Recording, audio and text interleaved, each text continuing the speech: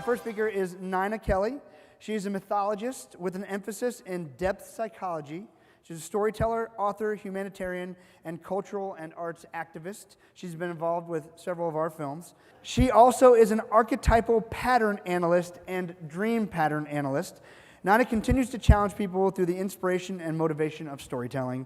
She continues to believe that the art form of storytelling and story sharing originate from the heart of everyone searching for expression, thus healing both listener and teller. I'm very pleased to introduce my good friend, Miss Nina Kelly.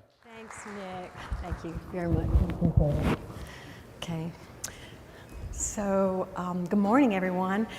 And I tell you, after listening to Tim and Nick this morning, that was quite something. But I'd like to take a different twist now and talk about how important in your life, as far as everyone measures their success differently, and they have their own goal of what success means to them. And I would like to encourage you that some of the gifts of success would come from knowing your heritage, because there's that long line of ancestry that's in your life that you carry with you all the time. And then also, not only knowing your heritage, it's knowing the music, knowing the food, knowing the stories, knowing all the rituals. You bring that with you for the rest of your life. The other thing that I think is really important is know the community from which you came from, because you also carry that. I'm from South Louisiana. We love to eat, we love music, and we love community. And so it doesn't matter whether you leave home, where you go, you always carry those traditions with you. And I'd like to give you some stories, because like Nick said, I like stories. I'd like to tell you stories of 3 individuals who measured their success differently, but yet they were very successful in their career. And they all came from knowing where they came from.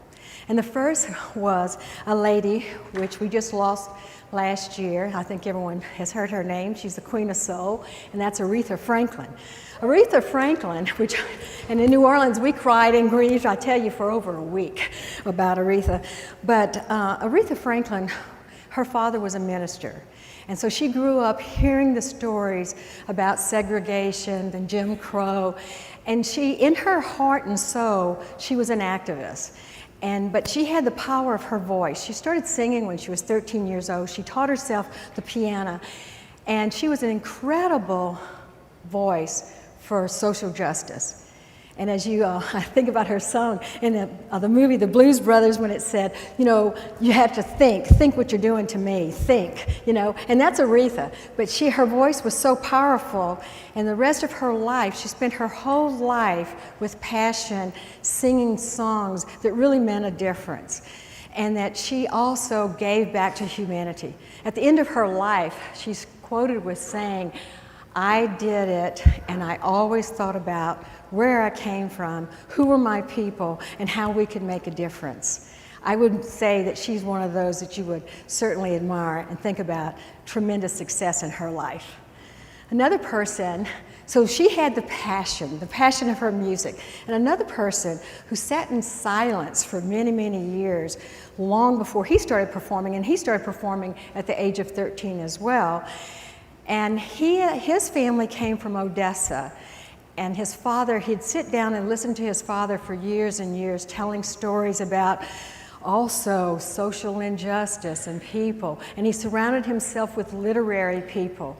And this person, as we know, won the Nobel Prize recently, and that's Bob Dylan. But Bob Dylan started performing and started thinking, I can make a difference. I can make a difference with my words. I can make a difference with my people, and saying the passion that's in my heart.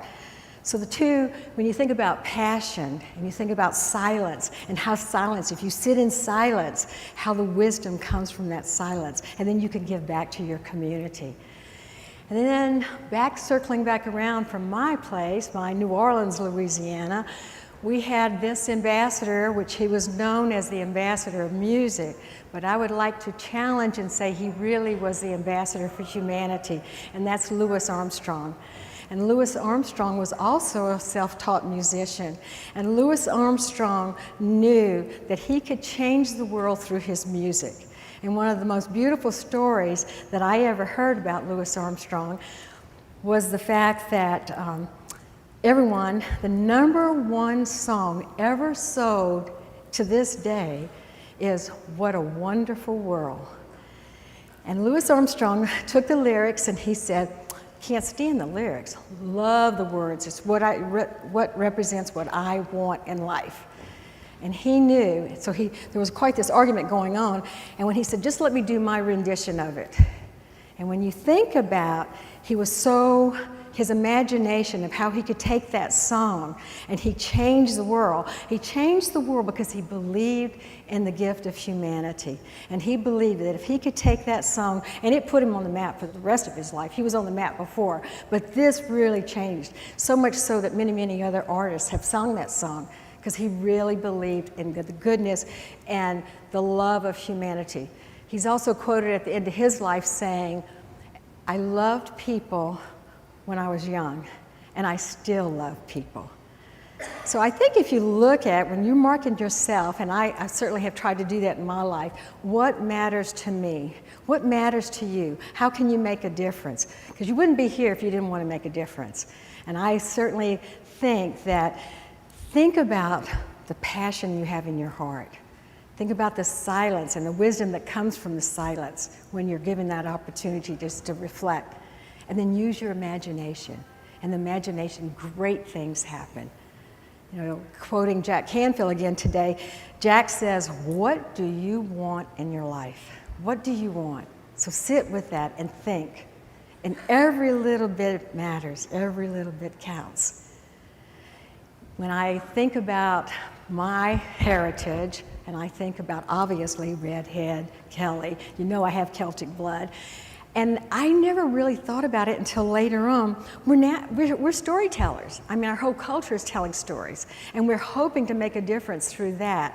And then when I think about my community of South Louisiana, we never meet a stranger.